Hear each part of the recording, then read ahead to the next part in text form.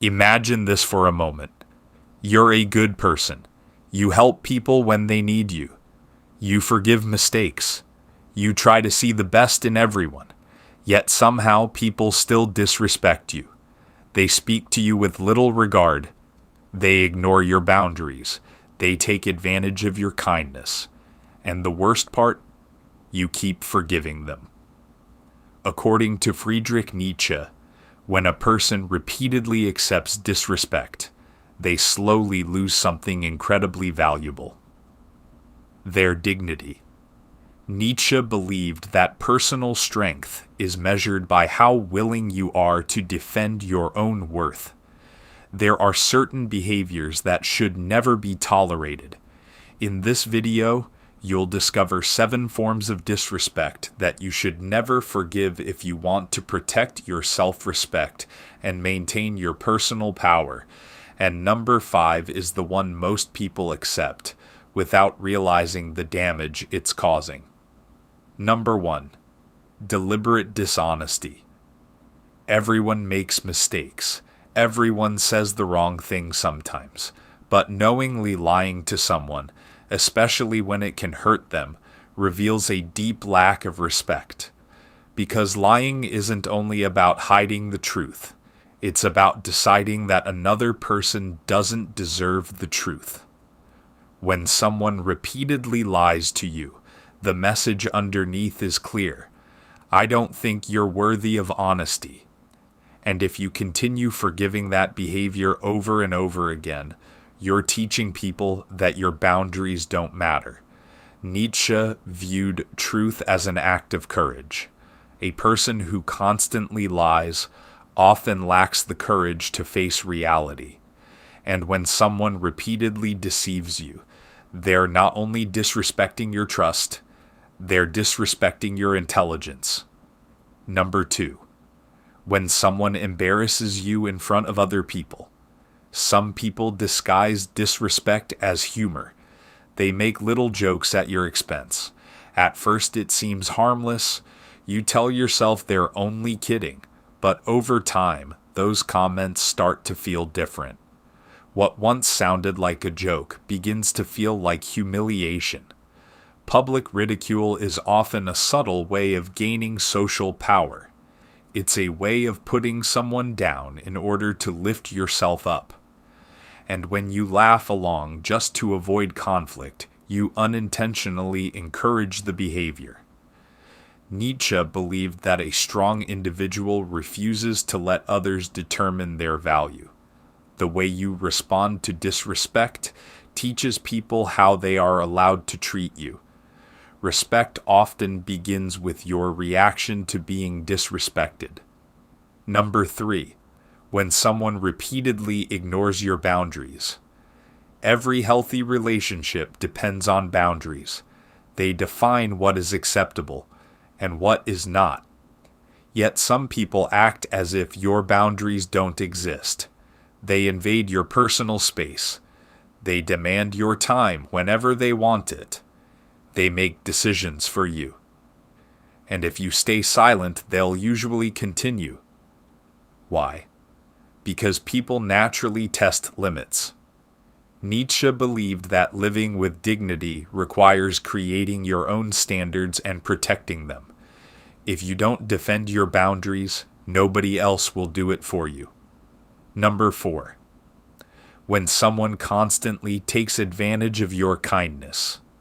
Kindness is a strength, but not everyone sees it that way.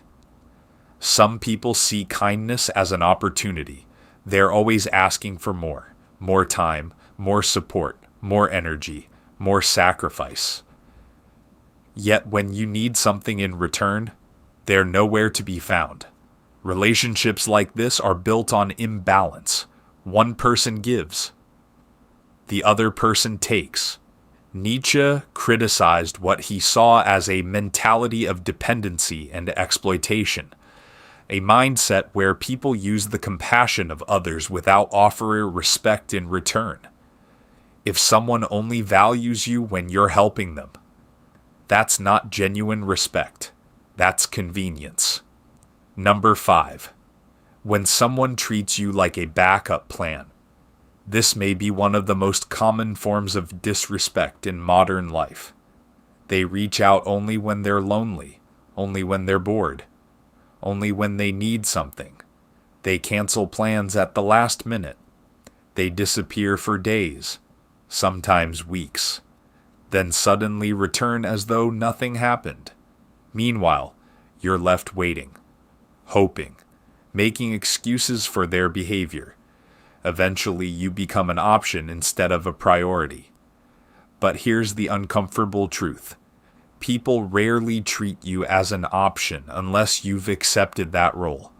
Nietzsche believed that every individual must create their own value, and the moment you stop recognizing your own worth, others often stop recognizing it too. And someone who truly knows their value refuses to live as somebody's second choice. Number 6. When someone constantly dismisses your feelings, you open up about what's bothering you. You explain what you're feeling, and the response is always the same. You're overreacting. It's not a big deal. You're too sensitive. At first, these comments may seem insignificant, but over time they begin to change how you see yourself. You start questioning your own emotions. You wonder if your feelings are valid at all. This is why emotional dismissal can be so damaging. It's a subtle form of manipulation, not because it attacks you directly, but because it slowly teaches you to distrust your own experience. Nietzsche believed that emotions are part of how we experience life and express our inner will. To mock or ignore someone's feelings is to diminish a part of who they are, and no one has the right to make you feel that your experience doesn't matter. Number 7. When someone betrays your trust. Trust is one of the strongest foundations of any relationship, whether it's friendship, family, love, or business. Trust takes years to build, yet it can be destroyed in a single moment. Betrayal reveals something deeper than a mistake. It reveals a lack of loyalty. And Nietzsche viewed loyalty as one of the defining traits of strong character. A person who repeatedly betrays your trust is showing you that their promises mean very little. Their words cannot be relied upon, and when that behavior is constantly forgiven without consequence, a dangerous lesson is learned, that your trust can be broken, again and again, without accountability. Forgiveness can be a beautiful quality. It can heal relationships. It can free people from resentment. But forgiving everything is not always wisdom. Sometimes it becomes self-abandonment. Nietzsche's philosophy leaves us with an important reminder.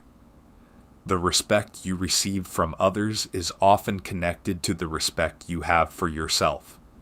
The moment you stop accepting certain behaviors, the moment you refuse to tolerate repeated disrespect, you send a clear message to the world. Your dignity is not negotiable, and strangely enough, that is often the moment when people begin to respect you the most. So remember this. Not everyone deserves unlimited access to your life. Not every offense deserves another chance. And not everything deserves your forgiveness. Some things deserve your distance. Because protecting your peace is not selfish. It's self-respect.